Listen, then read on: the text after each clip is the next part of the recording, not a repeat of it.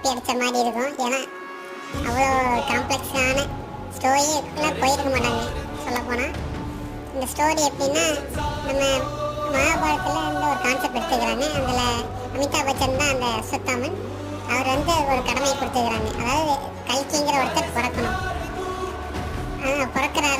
பிறக்கிறதுக்கு முன்னாடி என்ன பிரச்சனைகள் வருது, அதான் இந்த ஃபஸ்ட் பார்ட்டோட கதையாகவே இருக்குது.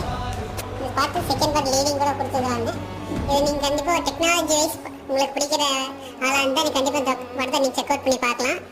மற்றபடி இந்த படத்தில் கதைன்னு சொல்கிறதுக்கு ஒன்றும் கிடையாது. அதான் நெசமான உண்மை. அதான் என் படத்துக்கு நெகட்டிவாக சொல்ல வரேன். சரி, நான் உங்களை அடுத்த ஆசமான வீடியோ சந்திக்கிறேன். அது வரைக்கும் ஹேவ் ஃபன் கைஸ். பாய்.